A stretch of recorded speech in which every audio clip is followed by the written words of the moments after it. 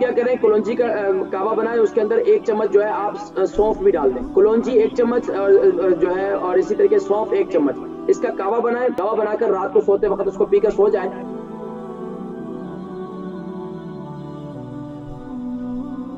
جی السلام علیکم۔ ہاں جی وعلیکم السلام۔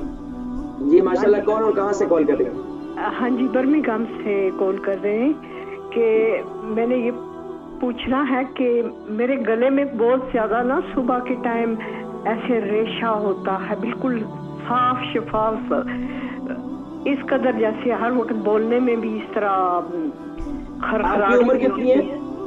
میری عمر 65۔ اچھا یہ بتائیں کہ وزن کتنا ہے؟ 8 اسٹون۔ 8 اسٹون۔ اچھا یہ ریشے کی شکایت کتنا عرصے سے آپ کو؟ یہ تقریباً 2-3 سال ہو گئے ہیں، بس ایسے ہی۔ اچھا جب سے آپ کے ایام ختم ہوئے اس کے بعد سے زیادہ ہوئے یا پہلے سے بھی تھا؟ مجھے پورا یاد نہیں ہے، صحیح جو بات ہے۔ اچھا اس کا ایک کام اور کریں کہ سب سے بہترین تو یہ ہے کہ بھنے ہوئے چنے استعمال کریں آپ۔ بھنے ہوئے چنے جو ہے یہ بہترین ہے کیونکہ جی وہ ریگولر میں کھاتی ہوں بھنے ہوئے چنے۔ اچھا اس کے علاوہ کیا کریں، رات کو سوتے وقت 1 چمچ کلونجی کا تیل پی کر سو جایا کریں۔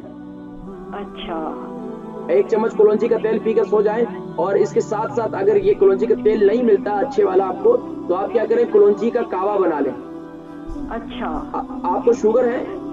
ہاں جی ہاں شوگر ہے تو آپ کیا کریں کلونجی کا کعوہ بنائیں، اس کے اندر 1 چمچ جو ہے آپ سونف بھی ڈال دیں، کلونجی 1 چمچ جو ہے اور اسی طریقے سونف 1 چمچ، اس کا کعوہ بنائیں، کعوہ بنا کر رات کو سوتے وقت اس کو پی کر سو جائیں، اور صبح اٹھ کر بھی اس کو استعمال کریں آپ۔